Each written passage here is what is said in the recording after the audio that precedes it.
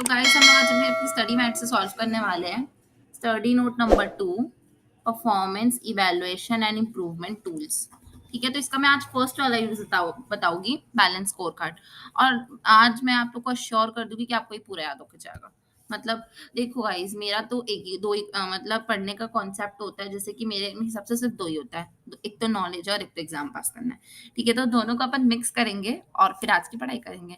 मतलब मैं आपको लैंग्वेज भी लर्न करवा दूंगी, प्लस आपके दिमाग में घुस भी जाएगा लॉजिक उसका। ठीक है, तो चलो वीडियो को स्टार्ट करते हैं। यार अभी तक लाइक नहीं किया वीडियो को, लाइक करो, सब्सक्राइब करो और अपनी दोस्तों की मदद करनी चाहिए यार, सबके साथ शेयर करो।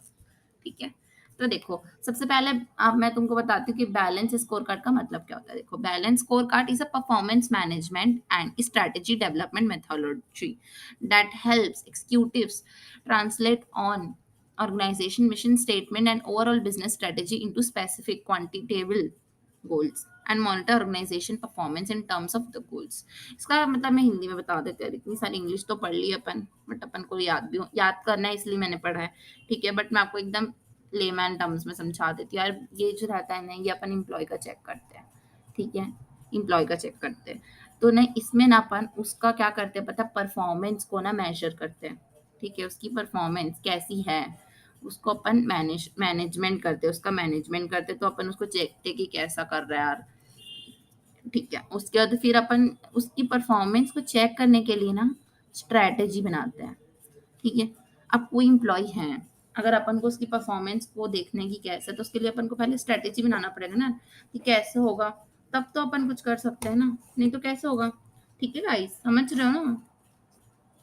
उसके बाद फिर हम लोग को अगर इसकी हमको इतनी क्यों चिंता है, क्योंकि ये ही वो व्यक्ति है जो हमको हमारे ऑर्गेनाइजेशन का गोल अचीव करने में मदद करने वाला है।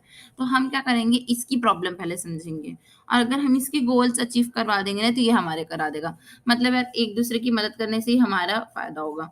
हमको ओवरऑल कंपनी की ग्रोथ चाहिए, तो उसकी पहले इसकी ग्रोथ होना जरूरी है। अगर ये ग्रो होगा तो कंपनी ऑटोमेटिकली ग्रो हो जाएगी। ठीक है, तो अपन का जो बिजनेस बैलेंस स्कोर कार्ड जो रहता है ना, वो परफॉर्मेंस मैनेजमेंट है, इस इंसान का परफॉर्मेंस मैनेजमेंट है, जिसके लिए हम एक स्ट्रेटेजी बनाएंगे। ठीक है, मेथड्स लगाएंगे, ताकि जो हमारा ऑब्जेक्टिव है वो ये इंसान पूरा करके दे। इतना दिमाग में घुस जाना चाहिए।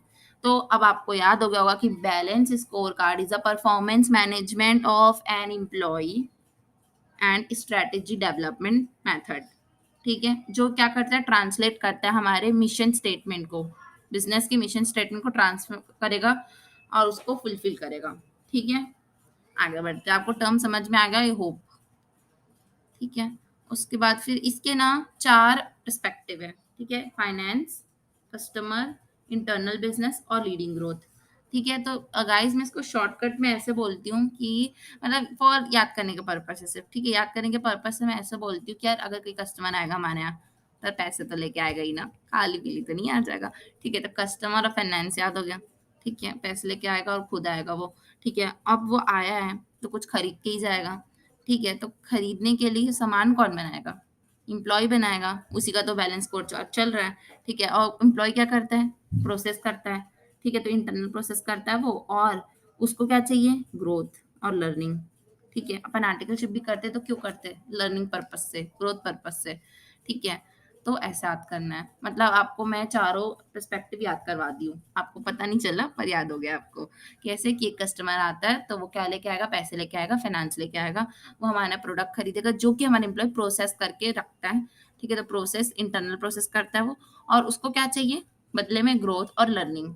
ठीक है, तो हम लोग थोड़ा पेन का कलर चेंज करते हैं और आगे बढ़ते हैं फिर, ये अच्छा लगेगा। ठीक है, तो गाइस फाइनेंस में अपन कैसे पढ़ेंगे, देखो यार फाइनेंस में तो ऐसा है कि हम लोग को अपनी परफॉर्मेंस को इम्प्रूव करना है फाइनेंस के टर्म में। ठीक है, तो उसको कैसे इम्प्रूव करेंगे, पहले अपन ऑपरेशन करेंगे। जब तक अपन कर्म नहीं करेंगे फल कैसे मिलेगा। ठीक है, अगर आप अच्छे अच्छे से पढ़ोगे तो क्या मिलेगा आपको, क्या मिलेगा सोचो, अच्छी जॉब मिलेगी, या फिर अच्छा सेल्फ एम्प्लॉयड अगर होना चाहते तो वो मिलेगा, अल्टीमेटली पैसे मिलेंगे। ठीक है, पैसे क्या होते हैं, फाइनेंस होते हैं। तो उसके लिए क्या करना पड़ेगा, अच्छे से पढ़ाई करना पड़ेगा। पढ़ाई क्या होती है, ऑपरेशन होता है।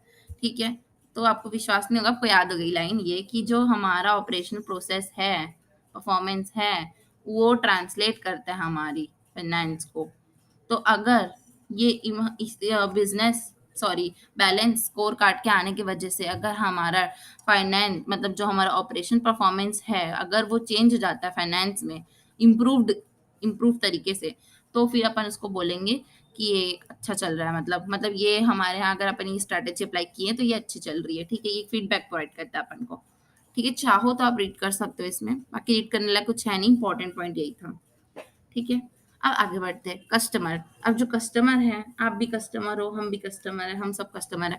तो यार इसमें याद करने का कुछ है नहीं, आप बस ये सोच लो यार कि अगर आप कस्टमर हो तो अब क्या चाहिए आपको, अगर सेटिस्फेक्शन चाहिए तो आप अपनी सेटिस्फेक्शन के लिए क्या क्या चाहिए, मतलब अपन पे करते हैं तो हम क्या चाहेंगे, हमारी डिलीवरी जो हो वो सही टाइम पे हो। ठीक है, हमारा सामान सही सलामत हो, सामान सस्ता मिल जाए, और क्या चाहिए यार, मतलब सामान सस्ता भी चाहिए पर अच्छा भी चाहिए। ठीक है, तो क्वालिटी, टाइम और अच्छी खासी डिलीवरी, ठीक है, और सेटिस्फेक्शन, ये चाहिए रहता कस्टमर में। ठीक है, उसके बाद फिर इंटरनल प्रोसेस, यार ये क्या मैं बताऊँ आपको, मतलब ये तो एकदम बेस्ट एग्जांपल देती हूँ मैं आपको इसका। ठीक है, देखो इसका बेस्ट एग्जांपल तो इंटरनल बिजनेस प्रोसेस का ये है कि यार अपन पानी पूरी तो सब खाते हैं। ठीक है, तो आप समझ लो कि 2 ठेला है आपके घर के पास में जहाँ पे आप पानी पूरी खाने जाओगे। ठीक है, एक जो है वो क्या करता है कि ना पापड़ी जो है ना वो बहुत टेस्टी बनाता है, मतलब उसमें मस्त से गुपचुप बनाएगा, उसमें आलू डालेगा, भुजिया, नमक, धनिया, नींबू और आपको देगा। और वही बाजू वाला है, सिर्फ वो पापड़ी में आलू डालता है, नमक डालता है और दे देता है। आप बताओ किसके पास जाना चाहोगे आप? जो टेस्टी पापड़ी बनाता है उसी के पास जाओगे। ठीक है, तो आखिर ये कर क्या रहा है? ये एक प्रोसेस बना रहा है, अपनी बिजनेस की प्रोसेस बना रहा है, जो कि इनोवेटिव तरीके से बना रहा है ताकि वो कस्टमर को बचा के रख सके अपने पास। ठीक है, उसको टाइमली डिलीवरी दे सके और पोस्ट सर्विसेज। ठीक है, तो अपन जब बिजनेस में देखते हैं तो जो प्रोसेस है वो इनोवेटिव होना चाहिए यार, मतलब एकदम अच्छी, अट्रैक्टिव। ठीक है, और वो एफिशिएंट होना चाहिए, मतलब वो काम अगर अपन कर रहे हैं तो जल्दी जल्दी करो यार।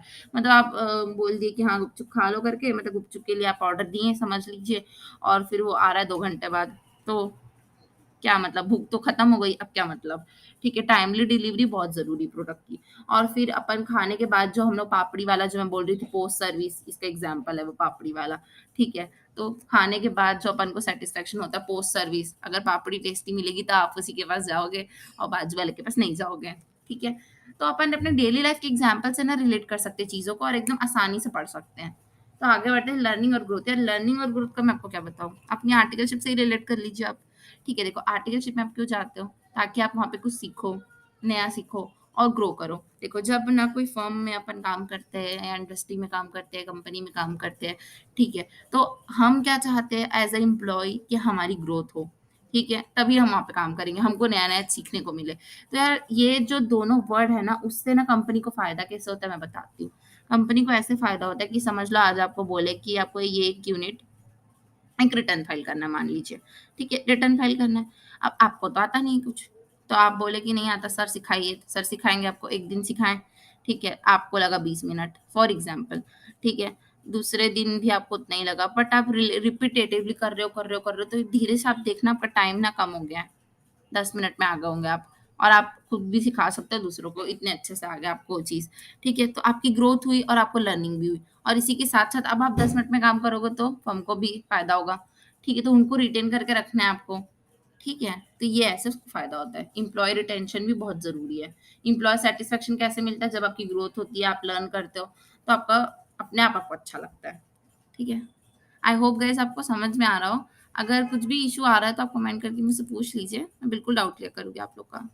ठीक है, तो मैंने याद कराया आपको एक्रोनिम कि मतलब कैसे इसको लर्न करना है, और इसके अंदर का भी मैंने आपको सब बता दिया है।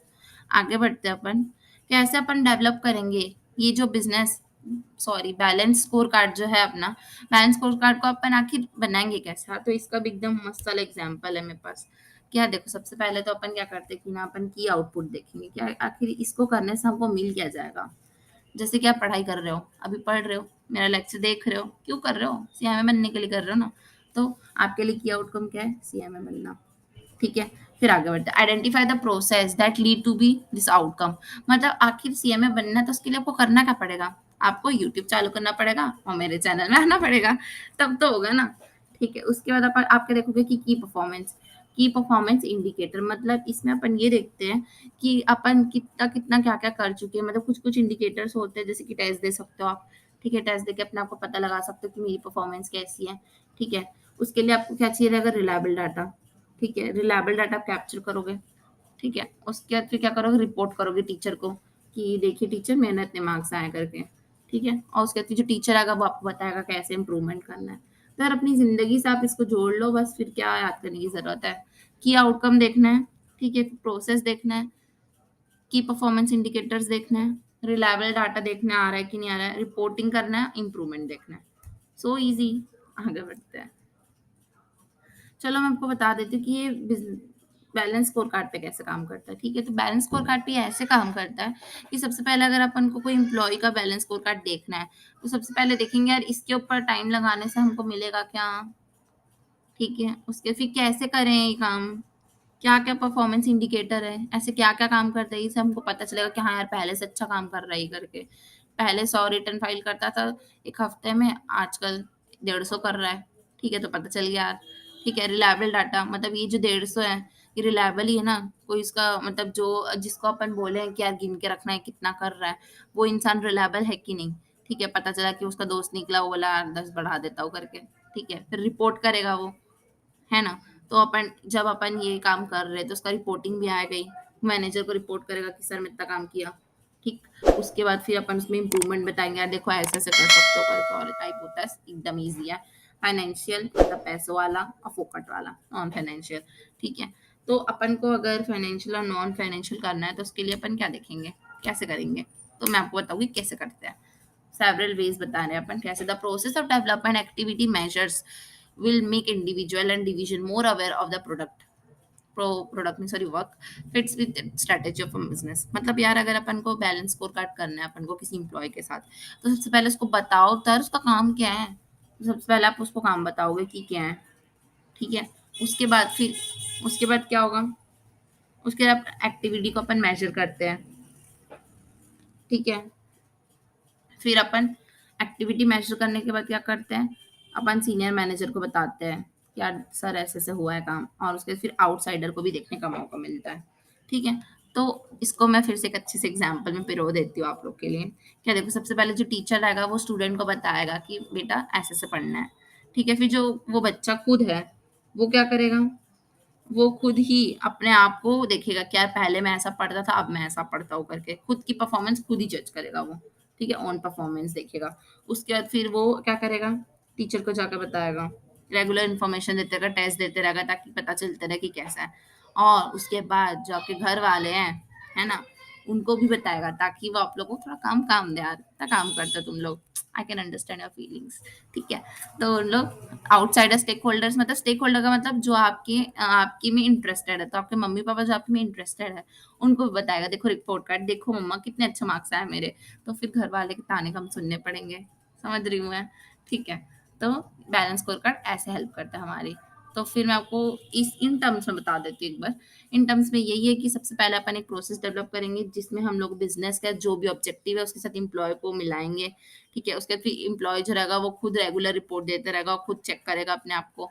उसके बाद फिर सीनियर मैनेजमेंट को बताएगा, और फिर जो बाकी के स्टेक होल्डर्स हैं उनको पता चलेगा। ठीक है, फिर आगे बढ़ते हैं अपन।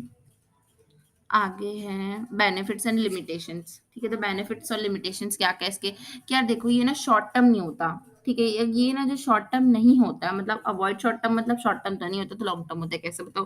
देखो, अगर आपके पास कोई अच्छी स्ट्रेटेजी आ गई है तो आप क्या उसको एक दिन फॉलो करोगे कि हमेशा करते रहोगे। जैसे कि वो टेस्टी पापड़ी बनाना आपको आ गया है, गुपचुप का एग्जाम्पल जो मैंने लिया था। ठीक है, वो टेस्टी वाले गुपचुप की पापड़ी बनाने आ गया है, तो वो आपकी कॉपरेशन है जो आपको फाइनेंस ला के देने वाला है।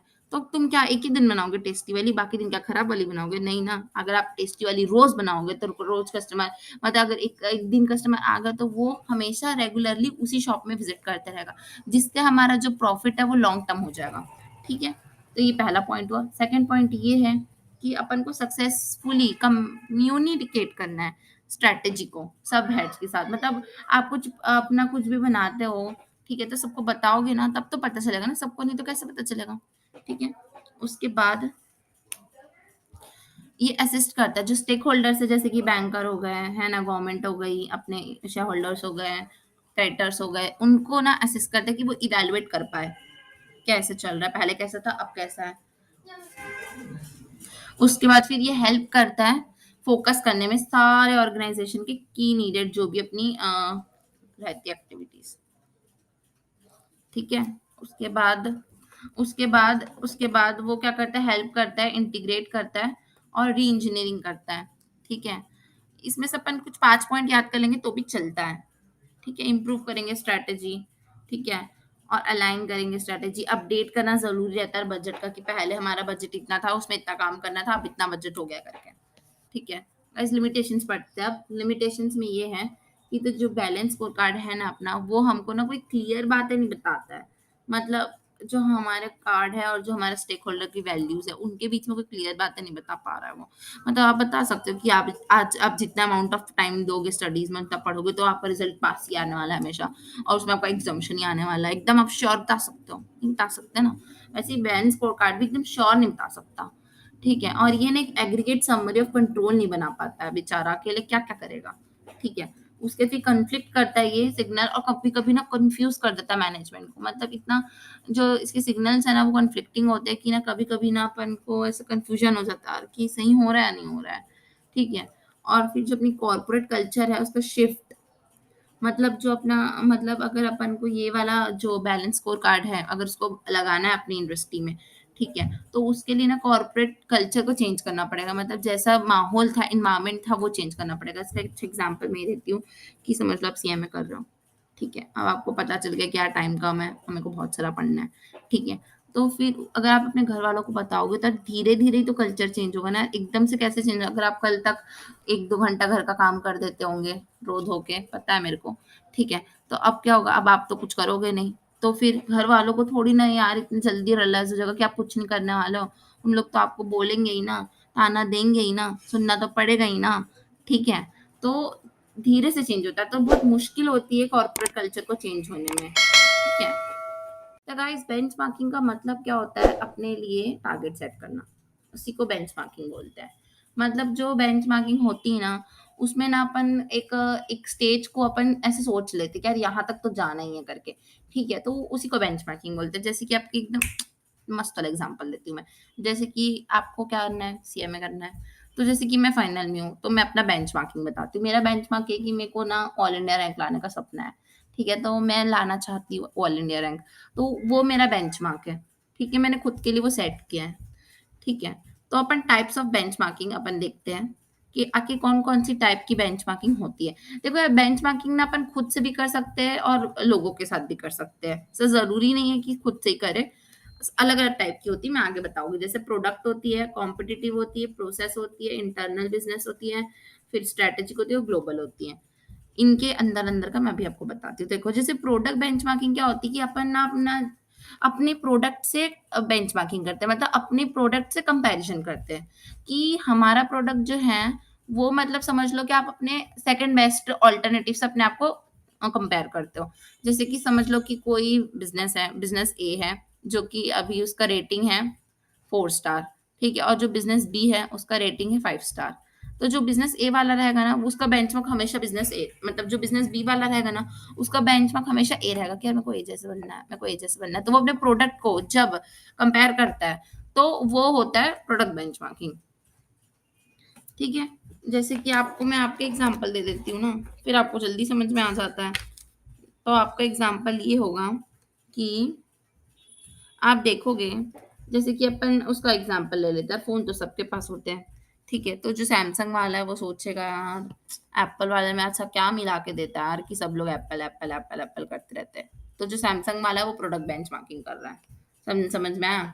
अब कॉम्पिटिटिव बेंचमार्किंग होती है। कॉम्पिटिटिव बेंचमार्किंग ऐसे होती है कि अपन ना अपने कॉम्पिटिटर से बेंचमार्किंग करते हैं। मतलब जो हमारा कॉम्पिटिटर है ना, हम उसके साथ करेंगे बेंचमार्किंग, पर ना वो ऐसे उसमें सबको इंक्लूड होता है। जैसे कि इसमें मार्केटिंग, फाइनेंस, एचआर, आर-एंड-डी, ये सब लोग मिलके एक साथ कॉम्पिटिटिव बेंचमार्किंग करते हैं। ठीक है? जैसे कि ना इसमें अपन ना मतलब कह सकते हैं कि इसमें ना अपन पैसे या फिर अपन ना उसमें नहीं देखते, प्रोडक्ट में ज़्यादा नहीं देखते। मतलब अपन देखते हैं कि इसकी आफ्टर सेल सर्विसेज़ कैसी हैं। ठीक है? ये अपनी दुकान में कौन-सी लाइट लगा के रखा है। ऐसा क्यों होता है कि इसकी दुकान में हमेशा भीड़ रहती है। आखिर ये क्या खिलाता है अपने कस्टमर्स को जब इनकी शॉप में आते हैं। ठीक है? तो ये कॉम्पिटिटिव बेंचमार्क होती है। मतलब ये पैसों से ऊपर उठ के जो चीज़ें करते हैं उसको वो देखते हैं। अब प्रोसेस बेंचमार्किंग मतलब आखिर ये मिलाता क्या है यार खाने में जो इतना टेस्टी बनता है। प्रोसेस बेंचमार्किंग जैसे कि मैं इसको एकदम अपना एग्जांपल लेती हूँ यार, जैसे कि देखो मेरी मम्मा का हाथ का खाना बहुत टेस्टी बनता है, सो यम्मी, ठीक है, मैं बनाती तो ठीक ठाक बन जाता है, ठीक है, तो मैं हमेशा ना प्रोसेस बेंचमार्किंग करते रहती हूँ कि आखिर मम्मा मिलाती क्या है इसमें, आखिर कौन से टाइम पे कौन से मसाले डालती है, आखिर उनका गैस का आँच क्या रहता है। तो मैं प्रोसेस बेंचमार्किंग करते रहती हूँ कि यार मेरे को उनके जैसा टेस्टी खाना बनाना है। तो ये मेरा प्रोसेस बेंचमार्किंग हो गया। अब अपन चलते हैं इंटरनल बेंचमार्किंग में। तो इंटरनल बेंचमार्किंग ये होता है कि ना अपन अपने ही प्रोडक्ट में समझ लो कि मैं 2 प्रोडक्ट बनाती हूँ, तो मैं अपने ही प्रोडक्ट्स में उसको कंपैरिज़न करते रहूँगी। जैसे कि मैं 2 सब्जेक्ट पढ़ाती हूँ, एसपीएम बीवी और मैं कॉस्ट स्टडी पढ़ाती हूँ। तो मैं उन दोनों सब्जेक्ट में कंपेयर करते रहती हूँ कि यार ये वाला मैं अच्छा पढ़ाती हूँ या मैं ये वाला अच्छा पढ़ाती हूँ। तो मैं खुद के साथ खुद को कंपेयर करती हूँ। ठीक है? फिर स्ट्रैटेजिक बेंचमार्क हो गया। स्ट्रैटेजिक बेंचमार्क में ना अपन क्या करते हैं कि अपन ना स्ट्रैटेजी तरीके से अपन देखते हैं, कंपैरिजन करते हैं कि यार हमारी हमारी स्ट्रेंथ क्या है, ठीक है, हमारी वीकनेसेस क्या है और उसके अकॉर्डिंगली अपन बेंचमार्क करते हैं। ठीक है, मतलब ये ना अपना थोड़ा लॉन्ग टर्म प्रोसेस होता है। हमारी कोर कॉम्पिटेंसी का मतलब होता है जो एकदम स्ट्रेंथ हो हमारा। जैसे कि अपन जब बेंचमार्किंग करते हैं तो अपन को अपनी स्ट्रेंथ का हमेशा ध्यान रखना चाहिए, आखिर हमारी क्या स्ट्रेंथ है। ठीक है, तो जैसे इसमें अपन ये देखते हैं कि यार आगे 10 साल बाद हम कहाँ रहेंगे, मतलब अपन आज के अपने आप को अपने 10 साल के बाद वाले अपने आप से चेक कर रहे हैं। ठीक है, तो उसको बोलते हैं स्ट्रैटेजिक बेंचमार्क। और ग्लोबल बेंचमार्क तो वो होता है जिसमें अपन ना अपने अपना जो प्रोडक्ट है इंडिया में, वो इंडियन प्रोडक्ट को अपन ग्लोबल मतलब इस दुनिया में जितने भी प्रोडक्ट है मतलब जो हमारी इंडस्ट्री में फॉल करते हैं उनमें से कंपेयर करते हैं। समझ लो कपड़े का एग्जांपल ले लेते हैं, तो जैसे कि कोई कपड़ा दुकान वाला है, मतलब जो कपना कपड़ा बनाता है, ठीक है, काफ़ी फ़ेमस जो है, ठीक है, वो क्या करता है बेंचमार्किंग कि मेरे को अब पूरी पूरी दुनिया में फैलना है, ठीक है, तो वो दुनिया भर का जो सबसे बेस्ट होगा या फिर जिसके साथ भी उसको लगता है कि यार ये मेरा कॉम्पिटिटर है, तो उसके साथ वो अपने आप को बेंचमार्किंग करेगा मतलब कंपेयर करेगा, ठीक है। आई होप आप लोग को समझ में आ रहा होगा। अगर समझ में आ रहा है ना, तो लाइक करो वीडियो को और बहुत ज़्यादा अच्छा लग रहा है तो कमेंट करो और अगर आप मेरे को बहुत दिल से थैंक्स कहना चाहते हैं ना, तो मैं बताऊँ कैसे कर सकता हूँ? सब्सक्राइब कर दो और अपने दोस्तों को बोलो सब्सक्राइब करने के लिए, ठीक है? चलो आगे बढ़ते हैं तो फिर हम लोग तो यार बेंचमार्क तो सोच लिए करना है, अब करेंगे कैसे? ओ भई कंपैरिज़न सोच तो लिया करेंगे बट करोगे कैसे? तो हम लोग प्रोसेस डिस्कस करने वाले हैं जो कि बहुत ज़्यादा ईज़ी यार कुछ नहीं है मतलब प्रोसेस है यार। प्रोसेस करने के लिए अपन क्या करते हैं सबसे पहले प्लान करते हैं। अब जब आपको कुछ करना था 12th के बाद तब क्या करते थे? प्लान करते रहते थे मेरे को ये करना है, मेरे को बीकॉम करना है, मेरे को बीबीए करना है, मेरे को एमबीए करना है, मेरे को सीएमए करना है, मेरे को सीए करना है, मेरे को सीएस करना है, क्या करना है? प्लानिंग करना है। कुछ नहीं कर रहे, प्लानिंग कर रहे हो बस तुम, ठीक है? तो सबसे पहले प्लानिंग करते हैं। प्लानिंग करने के बाद अपन क्या करते हैं यार, अब तो मेरे को यही करना है, तो उसके लिए अपन क्या करते हैं कलेक्ट करते हैं डाटा। सोर्सेस में देखते हैं, अपने अंकल जी से पूछ रहे हैं, अपने अंकल के बच्चे से पूछ रहे हैं, यूट्यूब में सर्च कर रहे हैं, टीचर से पूछ रहे हैं, मेंटोर से पूछ रहे हैं, रिलेटिव से पूछ रहे हैं, करे तो करे क्या, ठीक है? उसके बाद अपने दिल से पूछ रहे हो फिर वही कर रहे हो, ठीक है? उसके फिर एनालाइज करते हो कि यार जो लोग ये बोले इन लोग सच सच में मतलब मेरा भला चाहते हैं। वो जो चाचा का बेटा है, क्या वो सच में मेरा अच्छा चाहता है? क्या वो जो मेरे को सजेशन दिया है वो अच्छा होगा? तो अपन अपनी खुद की फाइंडिंग में से उसको एनालाइज करेंगे कि जो है वो क्या अच्छा है, सच्चा है ये। उसके बाद फिर अपन फाइनल कर देंगे कि हाँ चलो अब तो मेरे को सीएमए करना है मतलब सीएमए फाइनल एकदम। फिर उसके बाद अपन अपने आप को देखेंगे, जब अपना आपका इंटर क्लियर हो जाएगा तो आप देखोगे यार देखो मैंने सीएमए सोचा था, मैं इंटर क्लियर कर ली हूँ, अब मेरे को फाइनल जाना ही है। ठीक है, तो अपने आप को दिन भर आप ऐसे मॉनिटर करते रहोगे और रिव्यू करते रहोगे। आई होप आप लोगों को समझ में आ रहा होगा। तो गाइस अपन आगे बढ़ते हैं। इसके बाद क्या है? इसके लिए परक्यूसिट्स है। परक्यूसिट्स ये है कि यार परक्यूसिट्स में अपन को सबसे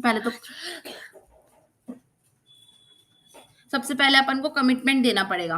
कमिटमेंट में अपन ये देंगे कि यार अपन जो जो मतलब जैसे कि अपन थोड़ा-सा फॉर्मल हो जाते हैं। तो फॉर्मल होने का ये मतलब है कि यार सबसे पहले अगर आप बेंचमार्किंग कर रहे हैं, आप चाहते हो कि आपका प्रोडक्ट किसी के साथ आप बेंचमार्क करो, तो यार सीनियर मैनेजर से तो आप लेना पड़ेगा ना परमिशन। आप सोच रहे हो कि आपको मनाली घूमने जाना पड़ेगा, घर वालों से पूछोगे कि नहीं पूछोगे सबसे पहले तो, ठीक है? तो उसके लिए अपन को सबसे पहले कमिटमेंट करना पड़ेगा और अपने सीनियर मैनेजर, अपने घर वालों को मनाना पड़ेगा।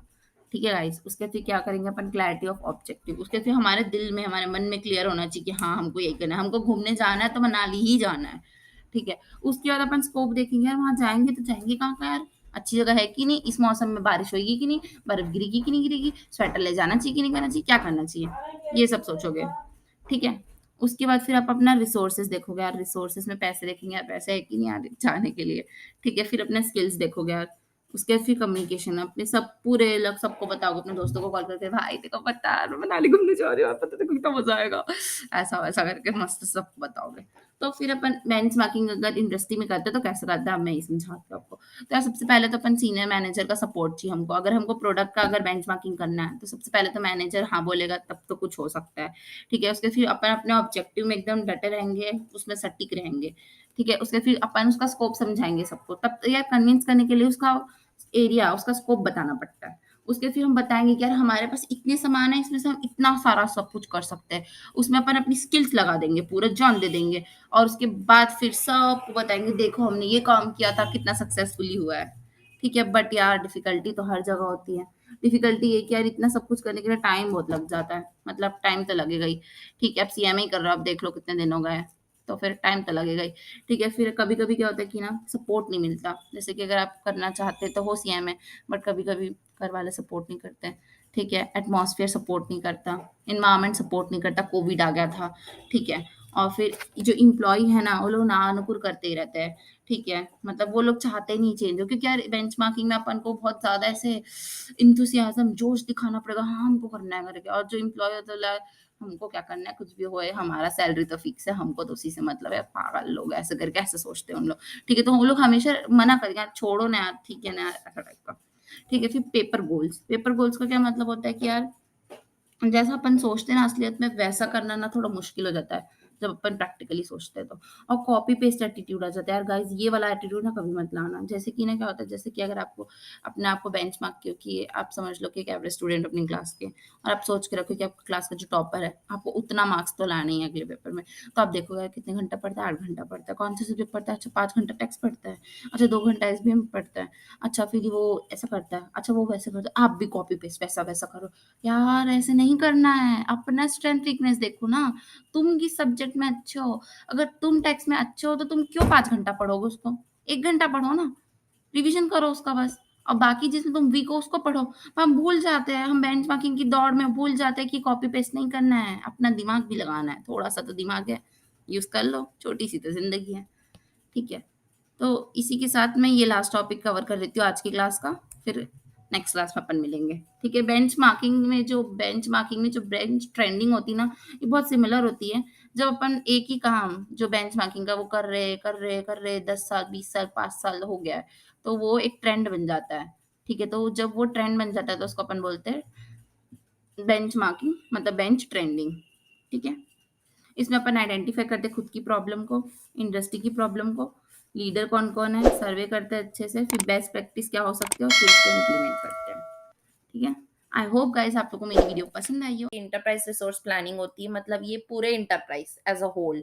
देखो पहले वाले एमआरपी में क्या आया था, याद करो, मटेरियल। सेकंड वाले में मैन्युफैक्चरिंग, तो वो उनसे रिलेटेड था। बट यार गाइस देखो, इंटरप्राइज नाम से ही पता चल रहा है कि यार पूरा बिजनेस ले रहा है ये पूरा मॉल की तरह है, जो कि मैंने इसको याद करने के लिए दिया है। ठीक है। जैसे कि देखो अगर आप कोई आपकी गली की दुकान जाओगे तो आपकी गली की दुकान सिर्फ वो उतना सामान ही प्रोक्योर करती है, उतना सामान ही बेचती है। जैसे कि किराना का शॉप है, वहाँ पे सिर्फ किराने के सामान की दुकान है, किराने का ही सामान मिलता है। ठीक है। ग्रोसरी शॉप है तो ग्रोसरी के सामान मिलते हैं। ठीक है। फिर अगर आप कोई मल्टी स्टोर जाओगे, कोई सुपर बाजार टाइप का जाओगे, बिग बाजार जाओगे, तो वहां पर क्या रहता है, सब कुछ रहता है। ठीक है। बट फिर भी से वो सब कुछ नहीं रहता वहां पर। तो मैं आपको ना एक अच्छा सा एग्जाम्पल देती हूँ। जैसे एमआरपी 1 है ना, वो आपके गली की ग्रोसरी शॉप है। जो एमआरपी 2 है ना, वो सुपरमार्केट है। ठीक है। बट जो इंटरप्राइज रिसोर्स प्लानिंग है ना, वो पूरा का पूरा मॉल है। मतलब मॉल में कार भी आ सकती है यार। ठीक है। इलेक्ट्रॉनिक सामान आ सकता है, ग्रोसरी आ सकती है, मूवी थिएटर आ सकता है, फूड कोर्ट आ सकता है। ठीक है। तो इसमें सब कुछ है, जैसे ईआरपी में है। ठीक है। तो मैं आपको अब बताती हूँ कि ईआरपी बिजनेस में कैसे होता है। तो यार ये एक टेक्निक है। ठीक है। जो कि इंटीग्रेट करती है पूरे मैनेजमेंट को। ठीक है। और वो इसका व्यू क्या रहता है कि वो इफेक्टिव यूज करवा सके मैनेजमेंट के रिसोर्सेस को। ठीक है। और उससे इम्प्रूव करेगी हमारी एफिशिएंसी बिजनेस की। तो उसको अपन याद करते हैं थोड़ा सा, तो कैसे बोलेंगे, ईआरपी इज अ टेक्निक, है ना, and concept of integrating management resources for effective use and improve the efficiency of enterprise. ठीक है, तो ये इसमें ना बताओ क्या क्या करती है, देखो यहाँ पर ही आपकी बुक में ही दिया हुआ है। ये बनाती है हमारे मटेरियल का प्रोक्योरमेंट MRI1 की तरह। ठीक है, और बताओ क्या करती है, बैलेंस शीट भी बना के दे देती है, मतलब और क्या चाहिए। आपको पता भी चल रहा है कि कितना सामान मंगाना है, क्या मैन्युफैक्चर करना है, और फिर फाइनल जो बैलेंस शीट बनाते हैं अपन वो भी करके दे देती है। तो सब कुछ करके दे देता है ERP, तो बढ़िया है जी, बढ़िया है। तो चलो इसके कुछ कैरेक्टरिस्टिक्स देख लेते हैं। इसके कैरेक्टरिस्टिक्स हैं, ये फ्लेक्सिबल होता है, मतलब फ्लेक्सिबल होता है, और इसमें मतलब आपके हिसाब से आपके ऑर्गेनाइजेशन में आपको क्या ज़रूरत है, आप इसमें फीड कीजिए और रिजल्ट पाइए। ठीक है। मॉड्यूलर एंड ओपन, इसका मतलब होता है कि ये पूरा ओपन आर्किटेक्चर है, जैसे मॉल का होता है। मॉल पूरा बड़ा सा आर्किटेक्चर है, जहाँ पे जिसका जो मन हो रहा है वो शॉप में वो अपनी दुकानदारी लगा सकता है। ठीक है, तो ये भी आपके बिजनेस में पूरा ऐसे ओपन आर्किटेक्चर, आप जहाँ चाहो अपने हिसाब से इंफॉर्मेशन फीड करो, उसके हिसाब से फिर आपको रिजल्ट मिलते जाएगा। ठीक है, और नहीं ये एड ऑन सॉल्यूशंस भी देता है, जैसे कि अलग अलग प्लेटफॉर्म पे काम करता है ये। ठीक है। कॉम्प्रिहेंसिव, कॉम्प्रिहेंसिव का मतलब ये कि wide range of business organisation को ले सकते हैं, जैसे कि आपका अपन टाटा ग्रुप का एग्जांपल लेते हैं। टाटा ग्रुप बहुत बड़ा है, वो बहुत सारे सेक्टर पे काम करता है। TCS मतलब सर्विस में भी करता है, टाटा टी आती है चाय में करता है, टाटा के मसाले आते हैं, टाटा के अनाज आते हैं, और बहुत कुछ आता है, टाटा की कार आती है। तो ये जो इंटरप्राइज वाला जो ये है ना ERP, अगर टाटा वाले ने लगवा लिया फॉर एग्जाम्पल, ठीक है, तो ये सारी चीज़ को वो एक साथ ERP में फिट कर सकता है और सब चीज़ बताएगा फिर ERP उसको। इतना बड़ा वाइड रेंज है ये, सारे बिज़नेस की सब चीज़ को आप इसमें फिट कर दो और फिर उसके हिसाब से आप डिसाइड कर सकते हो। ठीक है, फिर बियॉन्ड द कंपनी, ये कंपनी के साथ-साथ कंपनी के एक्सटर्नल एनवायरनमेंट के बारे में भी आपको हेल्प करेगा। ठीक है, उसके बाद आपको बेस्ट बिज़नेस प्रैक्टिस कैसे करनी चाहिए, वर्ल्ड वाइड, कितना बड़ा वर्ड है, वर्ल्ड वाइड कैसे करना चाहिए ये बताएगा, वो स्ट्रैटेजी और लॉजिक के साथ। फिर अपन फीचर्स पढ़ते हैं। फीचर्स क्या-क्या है इसका, कि ये मल्टी प्लेटफ़ॉर्म है, आपकी बिज़नेस की स्ट्रैटेजी और प्लानिंग में हेल्प करता है, end to end supply chain बनाता है,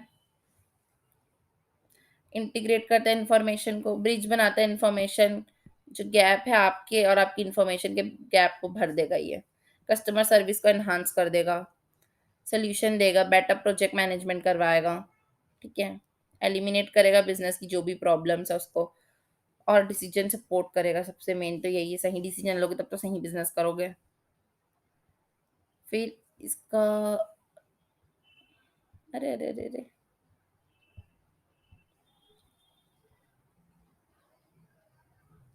इसके कुछ फ़ायदे हैं, फ़ायदे देख लेते हैं। बेनिफिट्स टेंजिबल, इंटेंजिबल, जिनको आप देख सकते हो, जिनको नहीं देख सकते।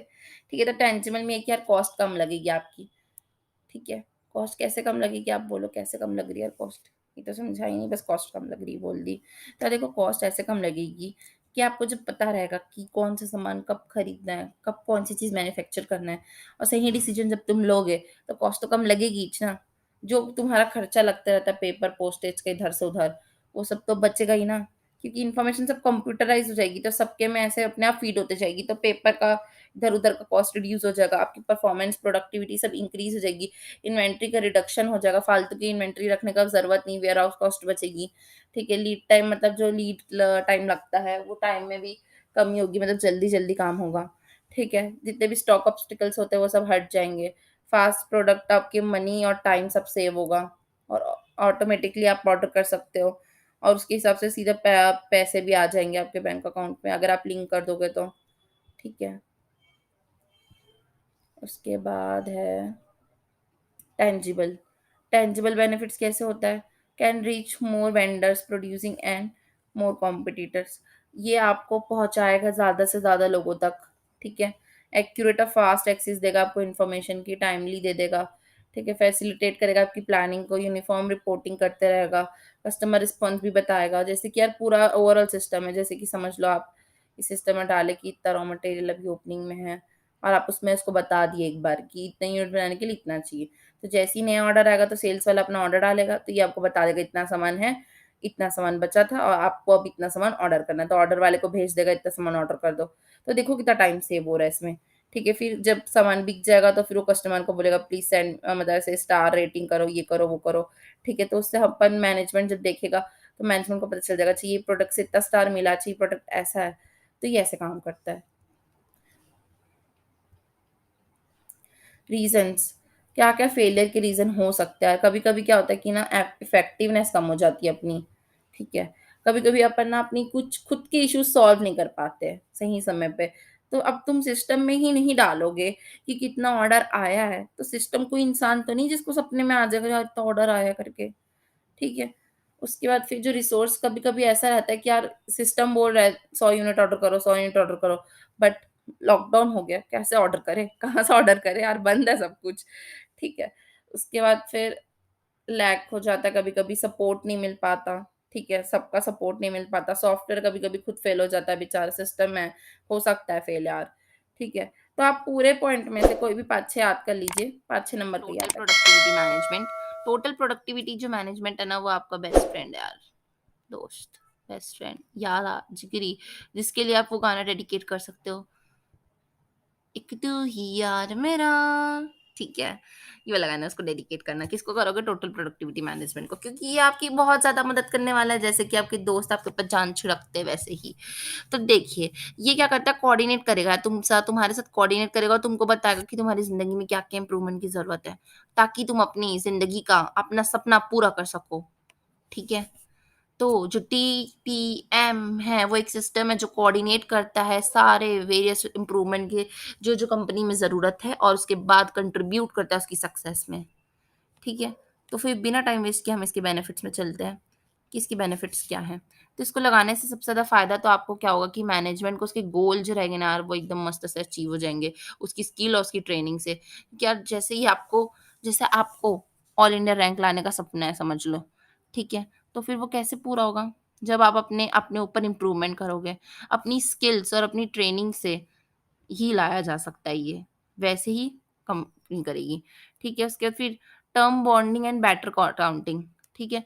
तो उसमें बाउंडिंग करना पड़ेगा अपन को, टीम जो रहेगी वो मतलब सब मिल-जुल के काम करेंगे, तभी गोल अचीव कर सकते हैं, ठीक है? और ज़िम्मेदारी लेंगे, अकाउंटेबिलिटी का मतलब होता है ज़िम्मेदारी लेना, और टीम बाउंडिंग का मतलब होता है मिल-जुल के काम करना, ठीक है? उसके बाद क्या होगा, इम्प्रूवमेंट क्वालिटी, हम लोग अपने सामान का क्वालिटी कभी कम नहीं करना चाहिए यार, क्वालिटी में ही कस्टमर टिका है। जिस दिन आप खराब क्वालिटी का सामान दोगे ना, कस्टमर सीधा स्विच और कर देगा, ठीक है? तो वो अपन को मेंटेन करना है, और कॉस्ट को ना कम से कम रखना है या कॉम्पिटिटिव रखना है। मतलब अगर बाजू वाले का 18 में मिल रहा है, तो आप 20 तक रखो। आप 25 रखोगे तो आपके पास तो कोई नहीं आएगा, ठीक है? उसके फिर टीम को ऐसी ट्रेनिंग दो कि यार खुद की तकलीफ़ें कम से कम वो खुद सॉल्व कर सके। इतना ज़्यादा सक्षम होना चाहिए हर इंसान को कि वो खुद की तकलीफ़ें खुद ठीक कर सके, ठीक है? उसके बाद फिर वो उसको खुद को पता भी चलना चाहिए कि यार ये देखो यहाँ पर ये प्रॉब्लम है करके, तो डिटेक्ट कर सके वो फैक्टर भी कि आखिर ये तकलीफ क्यों हुई है हमको, ठीक है? और फिर इम्पैक्ट को अपन मेज़र करेंगे कि इसकी वजह से आखिर क्या-क्या हुआ है, ठीक है? और फिर उसके बाद मोटिवेट करेंगे लोगों को हमेशा, हमेशा, हमेशा, ठीक है? ऐसा लग रहा था बेनिफिट्स पढ़ते-पढ़ते कि मैं अपने बारे में पढ़ रही हूँ। ठीक है, चलो फिर मैं आपको बता देती हूँ कि कैसे आपको टीपीएम स्टार्ट करना है। तो सबसे पहले तो आपको एक ग्रुप ऑफ पीपल को ढूँढना पड़ेगा, ठीक है? जिनके साथ आप मिलके अपनी खुद की खुद की इम्प्रूवमेंट करने के लिए अपनी कमियों को खोजोगे, ठीक है? उसके फिर मैनेज करोगे फिलॉसफी की, पहले तो आपको लर्न करना पड़ेगा मैनेजमेंट के बारे में और उनकी फिलॉसफीज़ के बारे में, फिर प्रमोट करोगे उसको अपने आपके जो टीम मेंबर्स हैं उनके बीच में, ठीक है? उसके बाद क्या करोगे, ट्रेनिंग दोगे सबको, ऐसे करते हैं, ऐसे करते हैं, ऐसे करते हैं। उसके बाद फिर आइडेंटिफ़ाई करोगे कि कहाँ पर इम्प्रूवमेंट की ज़रूरत है, कहाँ पर इम्प्रूवमेंट की ज़रूरत है। उसके बाद फिर उस इम्प्रूवमेंट के लिए आप एक प्लान बनाओगे, ऐसे करके ऐसे करेंगे, अब फिर ऐसे करेंगे, और उसके बाद फिर फॉर्म एन ऑटोनॉमस ग्रुप। फिर इस जो प्लान को फुल मतलब जो अब प्लान तो बन गया, तो इम्प्लीमेंट करने के लिए ग्रुप बनाओगे, और फिर वो ग्रुप जो रहेगा वो इम्प्रूवमेंट करेगा, और फिर आपका जब पूरा इम्प्रूवमेंट हो जाएगा तो आपको आपके मकसद को, आपके गोल को कोई अचीव करने से नहीं रोक सकता।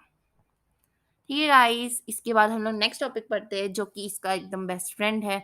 इसका नाम है टोटल क्वालिटी मैनेजमेंट। अभी अपन क्या किए हैं,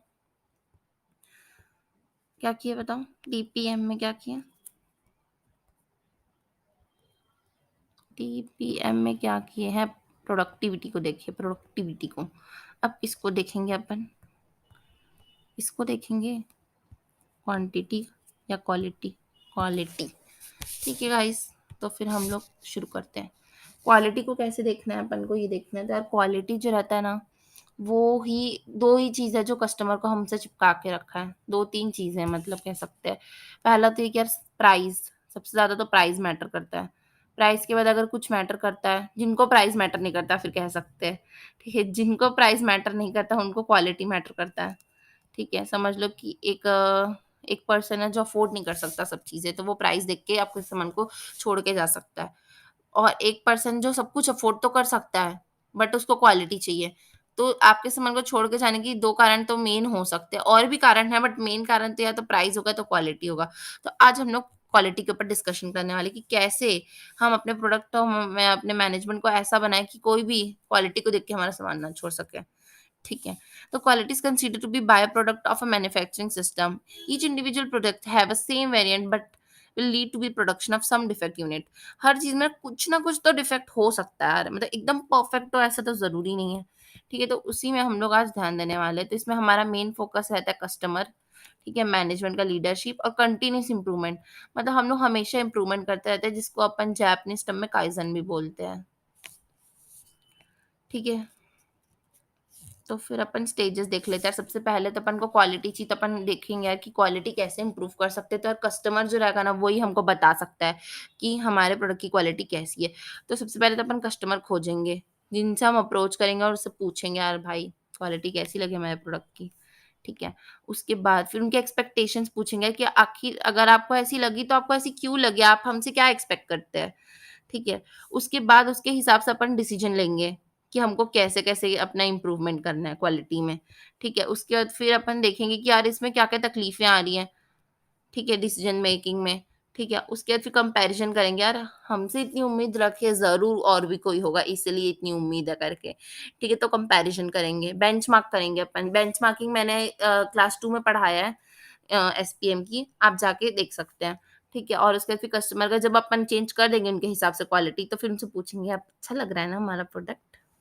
ठीक है, और फिर लास्ट स्टेप ये है कि उसके बाद फिर हम अपॉर्च्युनिटी खोजेंगे कि अब किस में इम्प्रूवमेंट करना है। मतलब ऐसे नहीं है कि आज इम्प्रूवमेंट हो गया तो कल अपन शांत बैठ जाएँगे, नहीं, आज इसमें ए में इम्प्रूवमेंट हुआ है तो कल बी में करेंगे।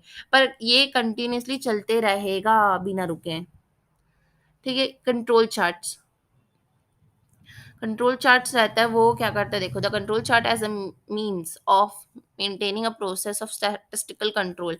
ये ना आपको स्टैटिस्टिकली बताता है ऐसे करके ग्राफ में, कंट्रोल चार्ट कि देखो आपका प्रोडक्ट पहले ऐसे था, फिर ऐसे हुआ, फिर ऐसे था, ऐसा ऐसे। ये आपकी लाइन है, मतलब इससे ज्यादा नीचे गया अगर आपका प्रोडक्ट का क्वालिटी, तो यार बिल्कुल नहीं, नॉट एक्सेप्टेबल। ऊपर रहा तो अच्छी बात है, महंगा हो जाएगा आपका प्रोडक्ट ऊपर रहा तो, और इस बीच में रहा तो बेस्ट है। ठीक है, फिर सिक्स सिग्मा थ्योरी अपन डिस्कस सकते ही, नया टॉपिक है।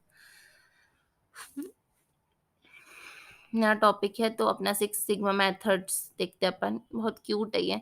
सिक्स सिग्मा में ये होता है यार कि ना हम ना ऐसे बोलते हैं कि हमारा प्रोडक्ट का क्वालिटी बताओ कितना, 99.9996।